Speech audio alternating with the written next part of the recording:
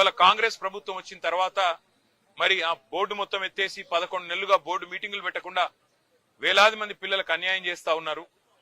అన్యాయం చేయడమే కాకుండా గతంలో కేసీఆర్ ప్రభుత్వం ఇచ్చిన ఉద్యోగాలు మెడికల్ ఇన్వాలిడేషన్ కింద 19,000 ఉద్యోగాలు ఏదైతే ఇచ్చారో వాటి మీద కూడా విజిలెన్స్ ఎంక్వైరీ చేపిస్తామని చెప్పి అసెంబ్లీలో ఉప ముఖ్యమంత్రి బట్టి విక్రమార్క గారు ఏ మాట అయితే చెప్పారో ఇవన్నీ కూడా ఇవాళ సింగరేణిలో కార్మికుల్లో అక్కడ ఉండే ప్రజల్లో కలవరాన్ని రేకెత్తిస్తా ఉన్నాయి.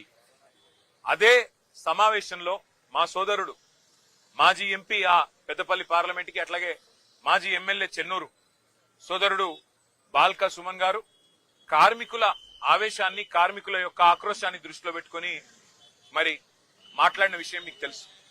ఇవాళ ఈ ప్రభుత్వానికి ఎజెండా ఒకటే, అసలు విషయం మరుగున పడడానికి, అసలు విషయాన్ని బయటికి రాకుండా చేయడానికి, సింగరేణిలో జరుగుతున్న కుంభకోణాలను బయటికి రాకుండా ప్రజల దృష్టికి రాకుండా చేసేందుకు విషయాన్నంతా గోల్ తిప్పి సుమన్ ఏదో అన్నాడు అని చెప్పి ఇలా లోపల పెట్టే ప్రయత్నం చేసినారు. వాళ్ళ చెంచల్ కూడా జైల్లో పెట్టారు. మరి ఆయన మీద ఇష్టమున్న కేసులు ఇష్టమున్న సెక్షన్లు కూడా పెట్టినారు. చివరికి మెజిస్ట్రేట్ గారు కూడా మందలించి పీడీపీపీ ఎట్లా పెడతారు మీరని చెప్పి తీసేసిన పరిస్థితి మనం చూస్తా ఉన్నాం. సోదరుడు సుమన్ చేసిన వ్యాఖ్యల్లో ఏమన్నా తప్పు ఉన్నదని ప్రభుత్వం భావిస్తే నేను ప్రభుత్వాన్ని ఒకటే అడుగుతా ఉన్నా. మరి కాంగ్రెస్ పార్టీ యొక్క పెద్దలు ఇవాళ ముఖ్యమంత్రిగా ఉన్న రేవంత్ రెడ్డి ఆ రోజు మల్కాజ్గిరి పార్లమెంట్ సభ్యుడిగా పిసిసి అధ్యక్షుడిగా ప్రగతి భవన్ అంటే ముఖ్యమంత్రి గారి అధికారిక నివాసం ప్రగతి భవన్ ని బాంబులతో పెట్టి పేల్చినా తప్పులేదు అన్నాడు. మరి ముఖ్యమంత్రి గారు మీరు చర్యలు తీసుకోకూడదా?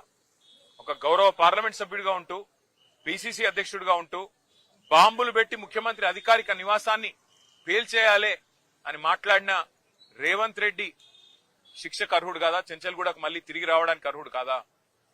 అట్లాగే బండి సంజయ్ కేంద్ర మంత్రిగా ఈరోజు ఉన్నారు.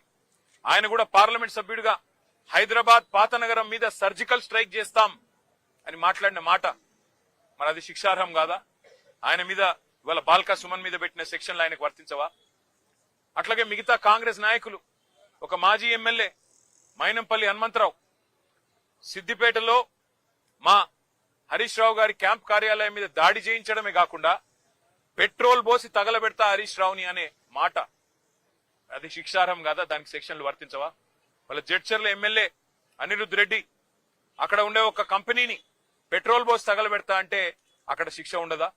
అంటే కాంగ్రెస్ లో ఒక నీతి, మా సోదరుడు బాల్కా సుమన్ గారికి ఇంకో నీతా? ఎందుకు మీకు ఇంత కోపం బాల్కా సుమన్ మీద? ఉద్యమంలో ఆ రోజు 220 కేసులు పెట్టారు సుమన్ మీద. మళ్ళీ చూస్తుంటే ఆ రికార్డు బద్దలు కొట్టాలన్న ప్రయత్నం ఏమైనా చేస్తున్నట్టు కనబడుతున్నది. కానీ ఏదేమైనప్పటికీ ఒకటి మాత్రం పక్కా, సింగరేణిలో జరుగుతున్న బొగ్గు దోపిడీ, సింగరేణిలో ఏదైతే మొన్న మా నాయకులు బయట పెట్టినారో 40 లక్షల మెట్రిక్ టన్నుల బొగ్గు తీయనిది తీసినట్టు చూపెట్టి ఇవాళ 1600 కోట్ల గోల్మాల్ కార్యక్రమం ఏదైతే చేస్తున్నారో, సింగరేణి కార్మికుల పొట్టగొట్టే విధంగా బోర్డు పెట్టకుండా ఏదైతే సతాయిస్తున్నారో, విజిలెన్స్ ఎంక్వైరీ పేట వేధిస్తున్నారో, మీ కుంభకోణాల నుంచి దృష్టి మరల్చడానికి ప్రయత్నం చేస్తున్నారో దీన్ని వదిలిపెట్టం. మా సోదరుడు ధైర్యంగా ఉన్నాడు. శ్రీనివాస్ యాదవ్ గారికి, సుధీర్ రెడ్డి గారికి, హర్షవర్ధన్ రెడ్డి గారికి మేము పోతే సోదరుడు చెప్తా ఉన్నా, నా గురించి బాధపడకండి, సింగరేణి కార్మికుల మీద దృష్టి పెట్టండి.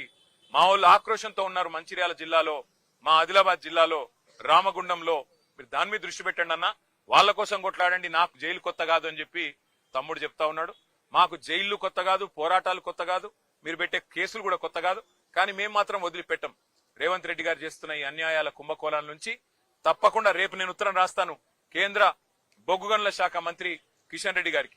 సింగరేణిలో ఇవాళ 40 లక్షల మెట్రిక్ టన్నుల బొగ్గును లేనిది ఉన్నట్టుగా చూపెట్టి రికార్డులు ఇస్తుంటే 49% వాటా ఇవాళ కేంద్ర ప్రభుత్వానికి ఉంది. మీరు ఏం చేస్తున్నారు బీజేపీ నాయకులారని నేను అడుగుతా ఉన్నా.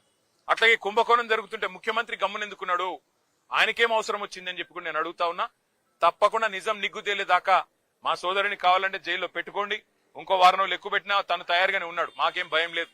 కానీ వదిలిపెట్టం ఈ అక్రమాలు అన్యాయాలు సింగరేణి కార్మికుల తరఫున తప్పకుండా ఈ ప్రభుత్వాన్ని నిలదీస్తూనే ఉంటామని చెప్పి మీకు తెలియజేస్తూ అందరికీ ధన్యవాదాలు.